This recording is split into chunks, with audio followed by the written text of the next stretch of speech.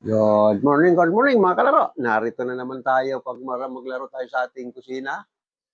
Ang ating lalaruin ngayon nating tanghalian ay ito, nakikita nyo ang ating nakahilirang nakamarinate.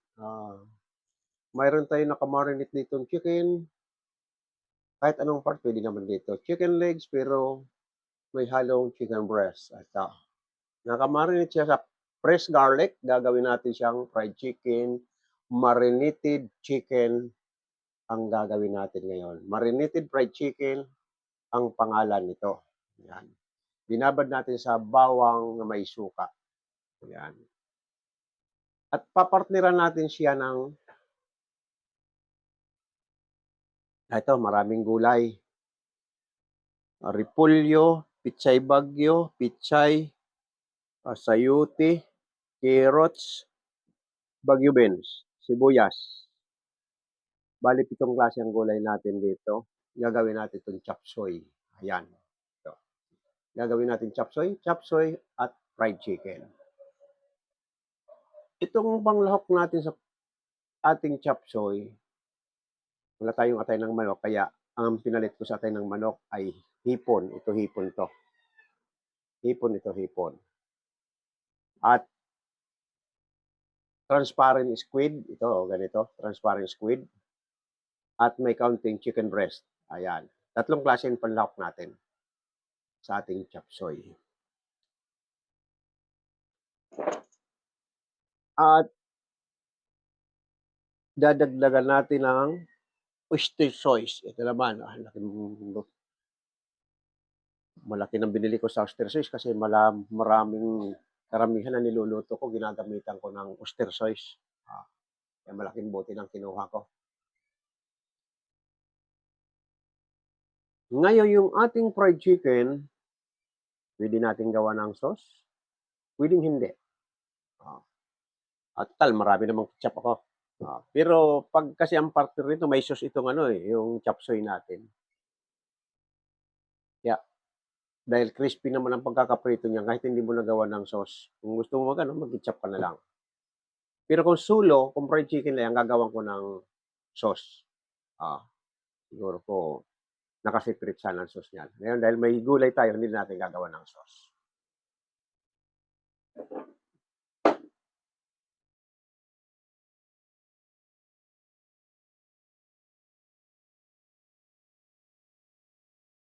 So ngayon, yung mga nag-aabang, sabi ko nga, baka nag-abang kayo sa akin para sa live cooking.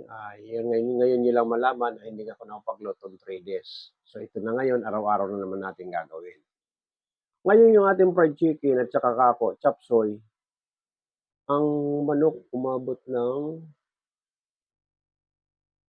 181 kilo.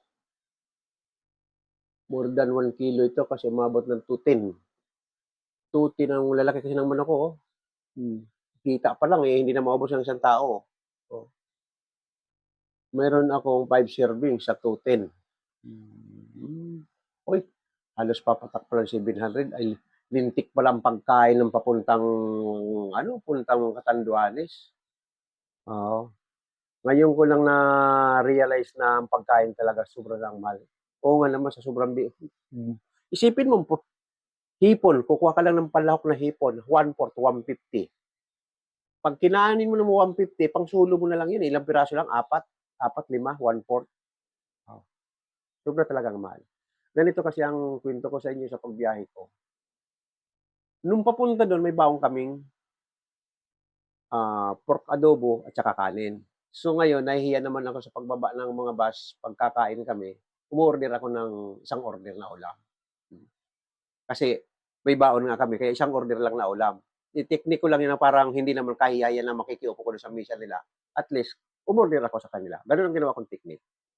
Ngayon pabalik, wala talaga akong baon. Nagulat ako. Umorder ako ng ampalayang bisado sa itlog lang tapos daing na bangus. Nagbayad akong 100, 70, 80.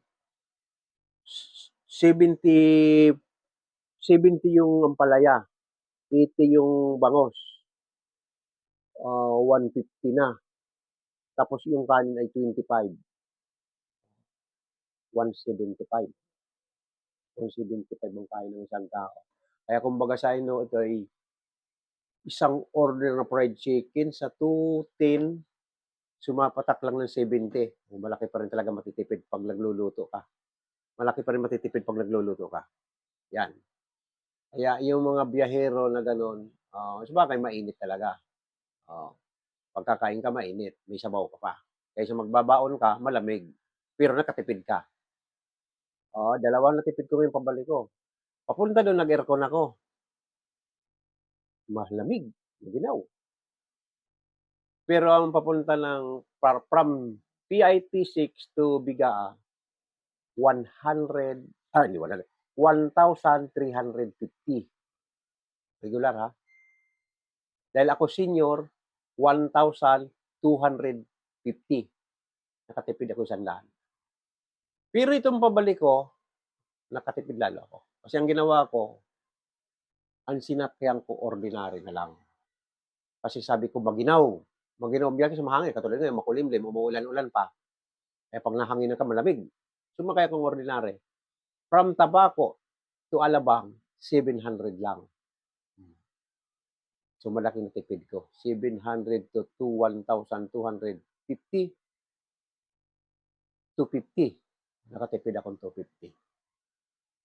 Kaya yung mga biyahero dyan na hindi naman mainit masyado ang panahon, pwede na kayo mag-ordinary. Mas malaki matitipid yung pag nag-ordinary. Kasi mga biyaheng probinsya ngayon, malamig naman, malakas ang hangin. Dito lang sa Maynila talaga mainit, pero ngayon, maambon. Good morning sa mga dumadaan sa akin live. Ito na naman tayo na medyo nakalimutan na yan data yung ating mga TikTok basket. Ilang araw para walang umorder sa akin ha.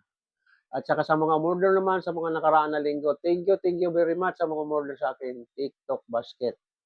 Pero itong linggong ito walang umorder kasi hindi ko napaalala sa kanila.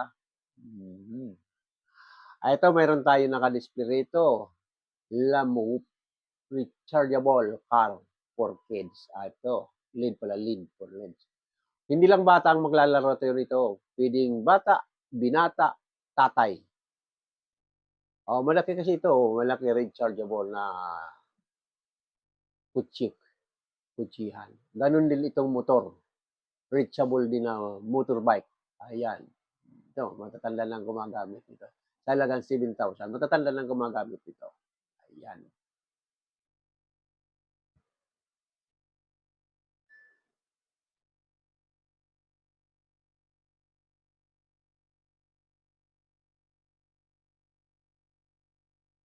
Sa ating mga binatilyo, huwag kayong magtipid na bigyan nyo laruan ng mga anak nyo kaysa matutong ibang bagay. Lalo-lalo na yung mga mayayaman, sunod sa layo yung mga anak. Ganun din itong medyo mahirap ay kinokontrol yung anak pero hindi mo alam baka yung pagkontrol mo ibang kababalingan ng inyong anak. Lalo na sa mga squatteria katulad dito sa may lugar namin ito. Pinakamalaking squatteria ng Las Piñas ang CEA. Dito ang buhay namin sa CEA sa aking obserbasyon kasi dumating ako rito 1998 dito sa CEA. Ayan. Pinagpapatay na ni ex-President Duterte pero dito walang namatay. Doon sa ibang lugar maraming namatay. Dito walang namatay. Mayroon din ata kaunti pero ito sa CEA wala akong nabalita na namatay rito noong panahon ng giyera sa droga. Pero marami rito na mga user. Yung mga user dito kasi alam kong maraming user pero hindi ko alam kung saan nila kinukuha. Hindi ko alam kung dito sa Las Piñas o ano. Pero yung kaya ko natutunan na maraming user dito kasi may palaruan ako. Yung aking palaruan, alam ko yung nakakagamit o hindi. Kaya hindi ko rin alam. Hindi, ayaw ko makialam doon sa ganun. Basta ako, nakikita ko lang, yan, kajok-jokan lang niya sa bilyaran, ganun. Ayaw ko makialam sa bagay na yan. Basta inaano ko lang, ina-advise ko sa mga magulang na katulad ng inyong mga anak, hindi niyo alam kung anong ginagawa. Basta sa ganitong lugar, medyo tapunan niyo ng kaunting oras ang inyong mga anak. Baka mamaya hindi na laro ang nilalaro. Gano'n lang advice ko sa inyo. Kasi hindi natin alam ang mga bata 'pag na naaakit na medyo palaro na medyo malakas ang apil, sasama at sasama 'yan. Kaya para sa akin, mas gusto ko pa ang anak ko ibili ko ng laruan na nakikita ko. For example, na katulad ng bilyard. 'Di ba, bilyard, aalis sa loob ng bahay kasi gusto niya maglaro, hahanap na may bilyaran. So ngayon, kung makapal lang naman ang bulsa mo, sino ba yung bilyaran na halagang 900? Bilhin mo na lang yan para yung anak mo nandiyan lang sa loob ng bakuran mo. At least alam mo hindi mapapasama yung anak mo kung saan-saan pupunta. Ganun lang po ang aking advice sa mga may anak na gustong-gustong maglaro, huwag niyong pigilan sa laro at huwag lalong-lalo na huwag niyong ikukulong. Magre-rebelde yung inyong anak 'pag ikinulong niyo. So, ang advice ko kung kaya lang naman, bilhan niyo ng laruan. Dito, hindi naman sa pag-ano kasi puro karamihan ko naka-post dito puro laruan. Hindi ko pinagpipilitan itong aking naka-display rito. So, ano ko lang, kumbaga sa ano, ina-advise ko lang sa mga magulang na kung maaari, bilhan niyo ng laruan. Okay, lipat tayo sa mga katulad nito. Ito hindi laruan. Folding bed, hopping, folding bed, free. May kutsyon pa pala. For example ay magbabanding kayo, isang pamilya, kasama si Nunoy, si Nini, si ate, si kuya, si mami, si daddy, si lola, si lolo. Buong pamilya, di ba? Ayan, nandun na sa labak nito. Ngayon, makapal lang naman ang bulsa mo. Sino ba ito? 959. Folding bed. Natitiklop-tiklop lang ito habang nagbabanding sila kung ano man banding ang pinunta niyo. For example ay swimming. Pumunta kayo sa tabing dagat. Ito may paglalagyan nito. O ano bang palaruan, halimbawa si daddy, si mami, si daddy, si lula, si lolo, nahihina ng tuhod, o di may mapagamit kayo na hindi sila laging nakatayo. Ayan. Ngayon, sa mga mahilig naman magluto, for example, beef, pork, chicken.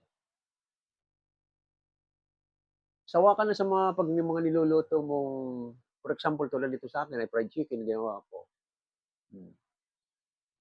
Ngayon, kung mayroon ka naman na idea na gusto mong mag-ibang putahe sa aking mga taga-subaybay dyan na gusto mong may ibang putahe naman ng ano mo, yung iluluto mo. Ito, mayroon tayong hot cells. COD meat grinder. Itong meat grinder na ito, pang heavy duty ito. Heavy duty ito. So, may pag nagiling ka ng pork, o kaya beef, o kaya chicken, hindi lang meatballs ang magagawa mo, hindi lang burger ang magagawa mo, o anong klaseng pate ang gagawin mo. Marami na paglulutuan ang giniling, pura katulad ng embutido. Katulad ng embutido, alacubana. Kailangan natin ng giniling na ulit. Iulit mo yung alacubana. Kung masarap yung alacubana, lalo na pag yung saging mo ay medyo hinog-hinog na. Okay, balik ulit tayo.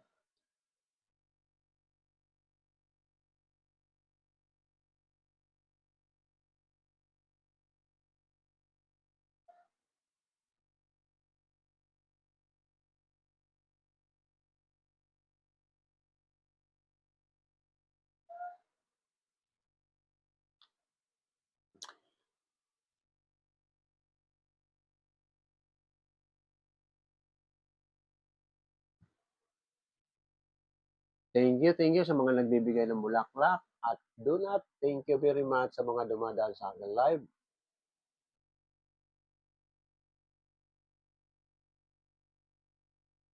Good morning po, Pete. Matagal-tagal na hindi ako nag-live. 3 days kasi umuwi ako ng Bicol. Pinasyalan ko yung kapatid ko sa Bigaa, Catanduanes. Ayan. Ayan, para na rin kayo nagbiyahe, panoorin nyo yung aking video. May naka-upload ako sa YouTube at may naka-upload ako sa aking TikTok. Para na rin kayo nagbiyahe 'pag napanood niyo 'yan. Nakiusap ako do'n sa coast guard na kung puwede kong isama siya sa vlog ko. Good morning, my friend. Hello, hello. Pumayag naman yung coast guard. Sabi ko, "Sir, gusto ko kitang isama sa vlogs." Pumayag naman siya.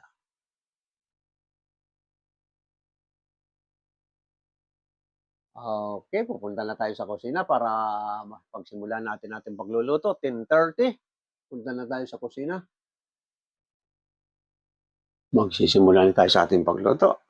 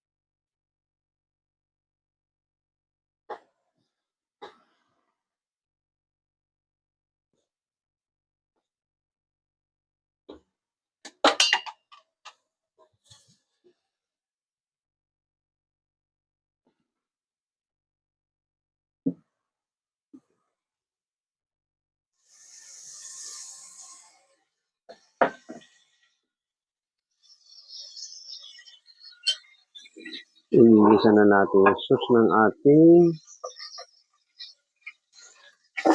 chop suey.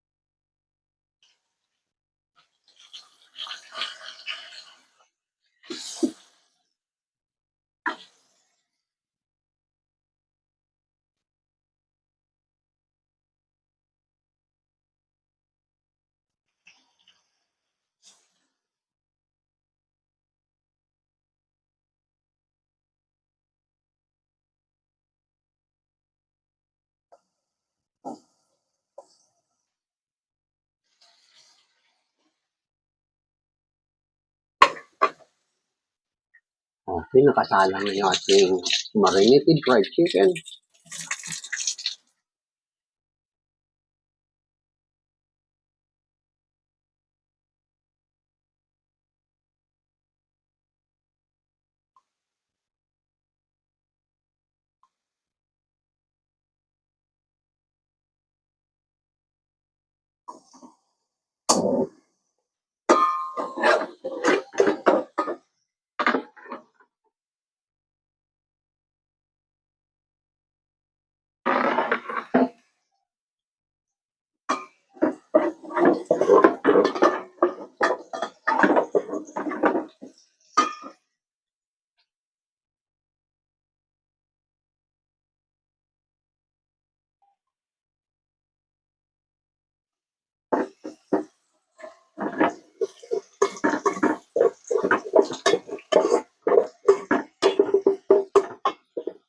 Ayan, pagpesto na yung bawang, sunod natin ang sibuyas.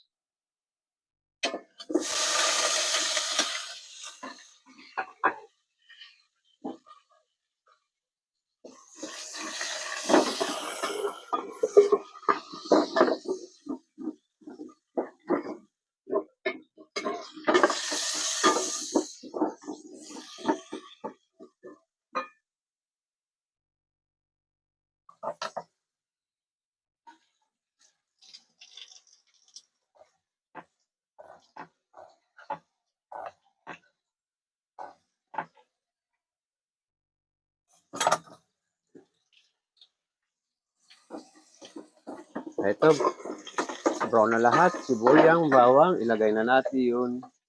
Sama-sama na yung pusit at chicken. Pagpagisa.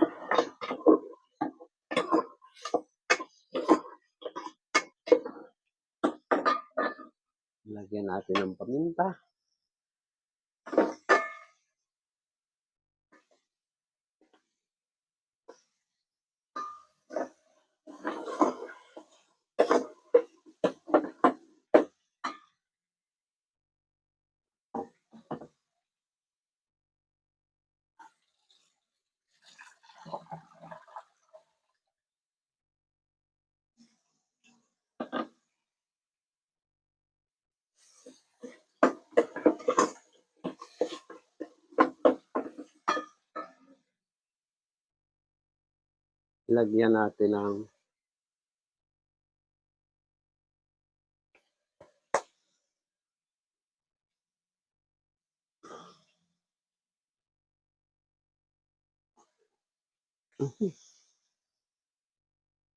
Lagyan natin ng oyster sauce.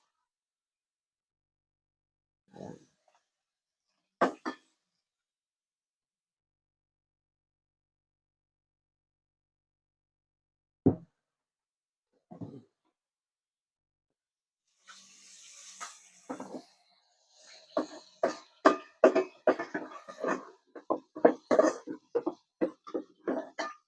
Lagyan natin ng kaunting soy sauce.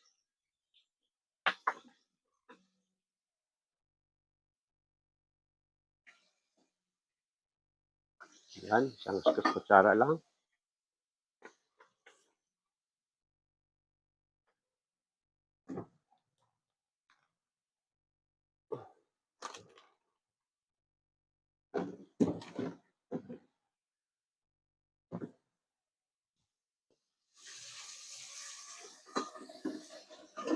Ayan. Lagyan natin ng kaunting tubig. Mga 1.5 glass. Ayan.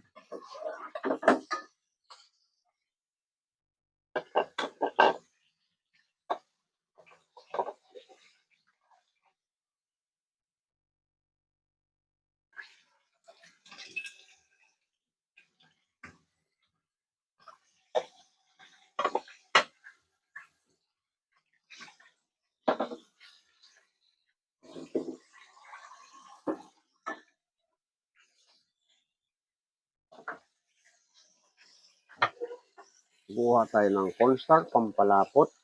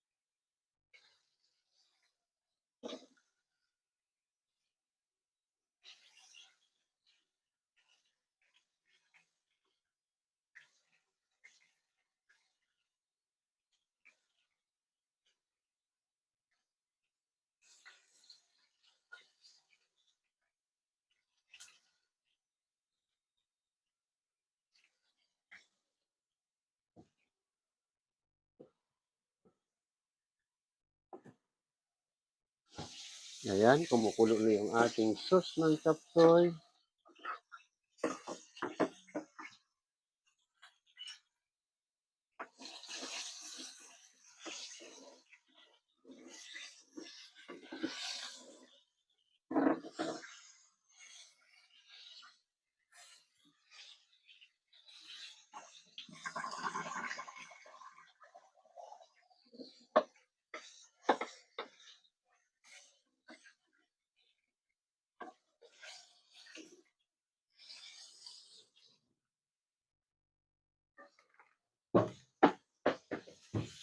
Timplahan na natin.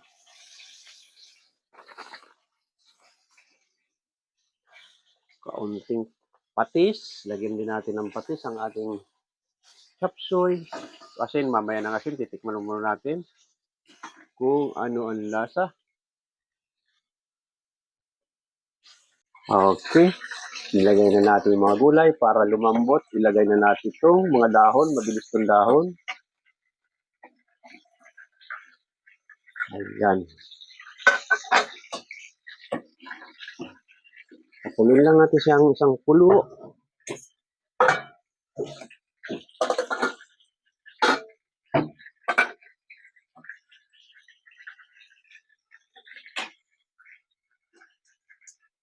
Ito na yung ating fried chicken. Tatanggalin na natin.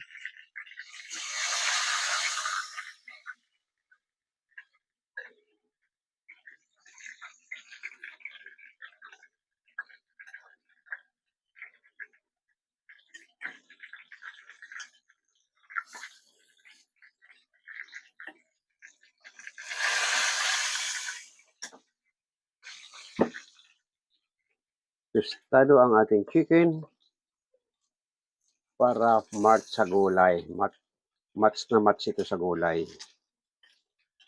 Ayan. Ang lalaki ng hita ng manok. Ito, laki. Ayan. Ayan na yung ating crispy chicken. Crispy chicken marinated ito ang tawag dito. Crispy chicken marinated kasi minarinate natin sa fresh garlic at prinito natin ng tostado.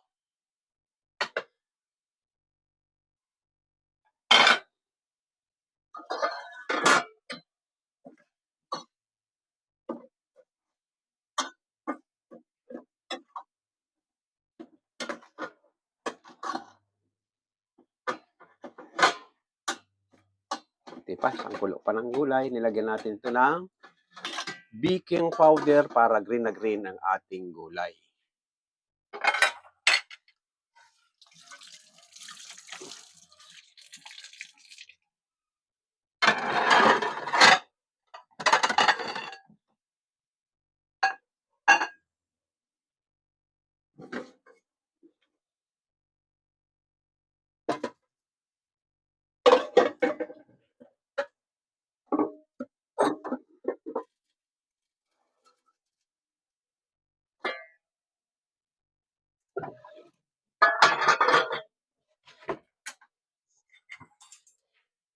Tatanggalin natin sa tubig na pinagkuluan niya para hindi ma-overcook. Kasi ito may sauce ito. Ayan.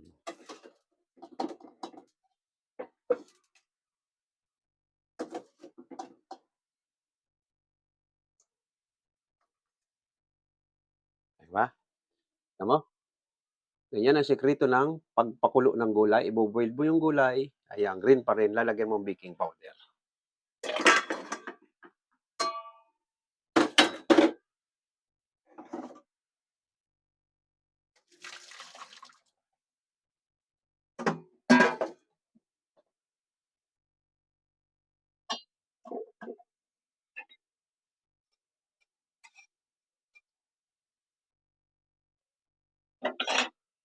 Ayan.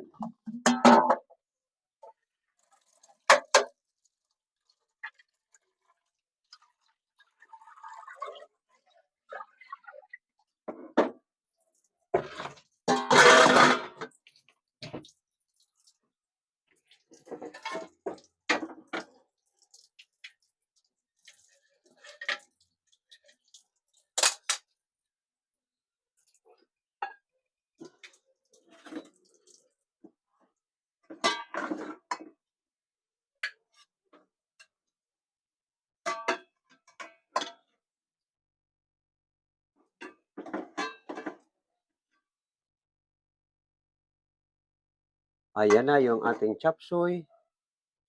Ayan, lalagyan natin ng sauce na pinagginisa natin na mga seafoods. Eto. Ayan. Ayan. Gano'n lang po ang ating chop suey. Patula sana masarap nito. Wala akong patulang nabili. Ayan. Ayan, gano'n po ang chop suey natin.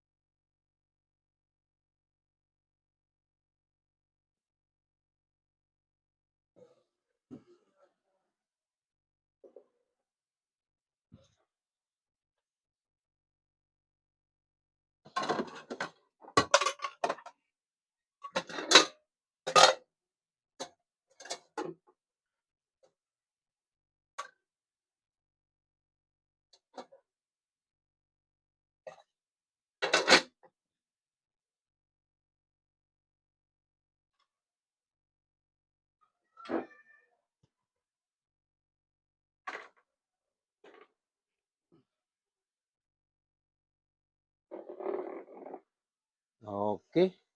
Ganito lang po yung ating finished product. Ayan. Ito yung ating chop suey na seafood ang topping. Ayan, may topping na seafood. Pinagginisa natin ng ginawang sauce. At ito naman yung ating crispy chicken. Ayan. Kitang-kita kung gaano ka tusta ang ating crispy chicken. Ayun, mahilig ka sa ketchup. Ito, may ketchup. Pero dahil sa gulay, ako'y gulay lang ang papartner ko dyan. Ayan, seafoods. Seafood ang topping.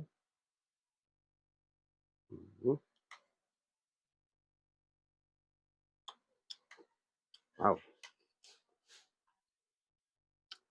Ayos na ayos ang lasa ng ating chop suey. Kita mo naman yung dahon, green pa rin. Ganyan lang ang technique ng ating magpapakulo ko lang ng tubig at hinuhulog mo yung pag nagpakulo ka ng tubig, kumukulo na lagyan mo ng baking powder, bago mo ilagay. Ang mga kulay green na gulay hindi magbabago. Mas lalong titingkad pa ang pagka-green niya. Tulad nito. Ganyan ang technique ng ating vegetable sa chop suey. Ayan. Natin itong crispy. Laki. Kuha lang kong buntot.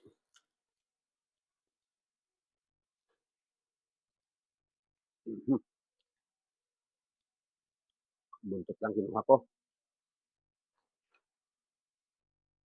Sarap. Tostado. Malagatok.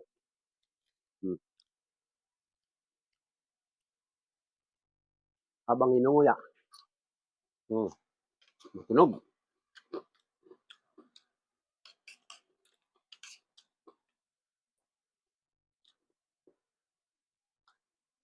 Ayos ang pagkakatusta.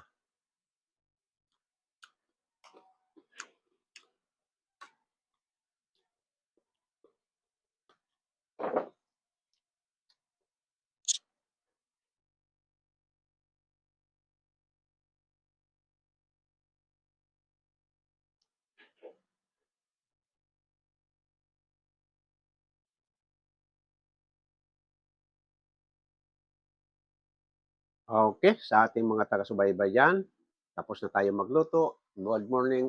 Morning pa nga. Good morning, my friend. Mayroon tayong live cooking. Ito, katatapos ko lang magluto. Mayroon tayong chop suey at mayroon tayong crispy chicken, marinated. Minarinate natin sa garlic at vinegar.